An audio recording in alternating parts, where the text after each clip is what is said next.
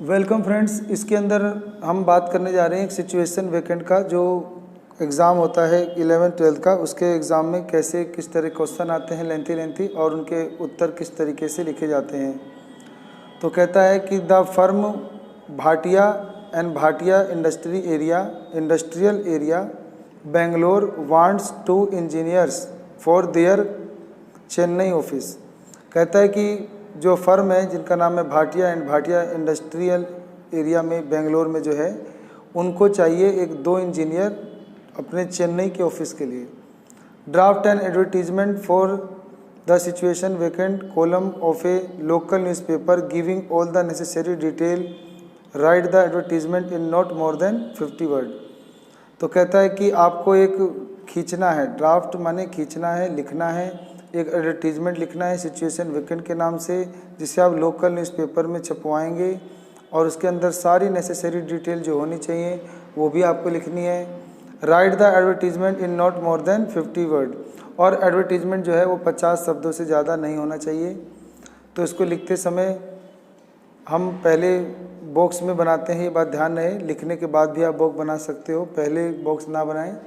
फिर अब capital letter में मेन हेडिंग लिख देंगे सिचुएशन वैकेंट। कई बार सिचुएशन वांटेड भी आ जाता है, अभी आपका ये सिचुएशन वैकेंट के नाम से है, यानी पद खाली है, स्थान खाली है, नौकरी के लिए जगह खाली है।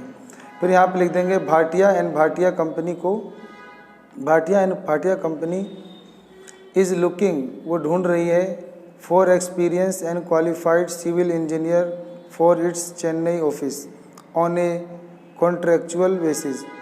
तो कह रहा है कि हमारी जो भाटिया एंड भाटिया कंपनी है वो ढूंढ रही है 2 अनुभवी और क्वालिफाइड, मतलब जो सफल हैं, सफल सिविल इंजीनियर को ढूंढ रही है चेन्नई ऑफिस के लिए ऑन कॉन्ट्रेक्चुअल बेसिस। कॉन्ट्रेक्चुअल मतलब होता है कि कॉन्ट्रैक्ट के आधार पर, जिसमें हम एक संविदा बनाएंगे, फाइल बनाएंगे और उसमें सारी शर्तें नियमें लिखी होंगी, उसके आधार पर हम उन्हें भर्ती करेंगे। यानी एक फाइल होगी, कानून की किताब होगी, जो संविदा होगी, सरकारी कागजात होंगे, उनके आधार पर हम भर्ती करेंगे। The candidate should be BTech. जो हमारा कैंडिडेट होगा, कैंडिडेट मतलब प्रतियोगी, जो हमारे पास आवेदन भेजेगा, आवेदनकर्ता कैंडिडेट।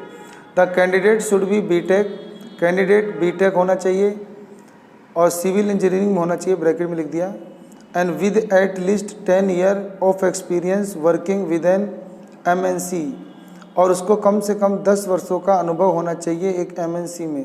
MNC मतलब होता है मल्टी नेशनल कंपनी, बहुराष्ट्रीय कंपनी में किसी करना चाहिए। बहुराष्ट्रीय कंपनी जो विदेशों से आके भारत में अपना बिजनेस कर रही हैं। Salary will not be constant, मतलब जो सैलरी वो है उस पर अभी हम अभी बल नहीं देंगे, उस पर अभी बात नहीं करेंगे। फॉर द राइट कैंडिडेट, मतलब सही कैंडिडेट तक, अभी मतलब जब तक हमें सही कैंडिडेट नहीं मिल जाता तब तक हम सैलरी की बात नहीं करेंगे, उस पर हम ज़्यादा जोर नहीं डालेंगे। कंस्टेंट मतलब होता है किसी चीज़ पे ज़्यादा जोर डालना, शक्ति डालना। और अटेंड वॉल्क इन इंटरव्यू, आप अटेंड करने के लिए चल के आ सकते हैं। विद रिज्यूम, अपने रिज्यूम के साथ आएँ। अटेस्टेड टेस्टिमनी लेके आएँ। अटेस्टेड टेस्टिमनी का मतलब होता है कि अपने जो भी प्रमाण पत्र से संबंधित कागजात हैं वो लेके आएँ। एंड 2 पासपोर्ट साइज़ फ़ोटो, अपने 2 पासपोर्ट साइज़ के फ़ोटो लेके आएँ। ऑन संडे को आएँ।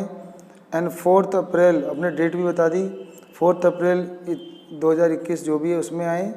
एंड एट 10 AM, और 10 बजे से आएँ, या लिख सकते 10 से 12 के बीच में आएँ। और यानी एट माने स्थान का नाम कहाँ है, तो 62 नीलकंठ इंडस्ट्रियल एरिया। पर्सन में ये एड्रेस दिया होता है, लेकिन नीलकंठ नहीं लिखा था, हम अपने तरफ से कुछ भी लिख सकते हैं ताकि सही एड्रेस पता चले। तो Neelkanth industrial area Bangalore, person में बेंगलोर कहा था तो बेंगलोर लिखें, दिल्ली चेन्नई जो कहेगा वो लिखना होता है। फिर आप फ़ोन नंबर ज़रूर लिखें। तो आपको याद रहे सिचुएशन वैकेंट में आपको फ़ोन नंबर ज़रूर लिखना है, अपना पता ज़रूर लिखना है, और आवेदन करने वाले को तारीख भी बताना है और कितने बजे उसे आना चाहिए ये भी बताना है। साथ में उसे अपनी पासपोर्ट साइज़ फ़ोटोकॉपी, प्रमाण पत्र और रिज्यूम, मतलब वही बायोडाटा वगैरह अपना लेके आए। और सैलरी की बात ज़रूर बतानी है कि सैलरी जो है इतनी इतनी एक्सपेक्टेड होगी, या बाद में बताएंगे निगोशिएबल है और इस पद के लिए ही चाहिए। और आगे इसमें ये भी लिख सकते थे कि उसको अच्छे से इंग्लिश आनी चाहिए, कंप्यूटर नॉलेज होना चाहिए, और भी कोई अनुभव जो चीज़ चाहते हो वो आपको इसमें मेंशन करना चाहिए। तो ये था हमारा सिचुएशन वैकेंट का एक क्वेश्चन। मिलते हैं आपसे अगली वीडियो में।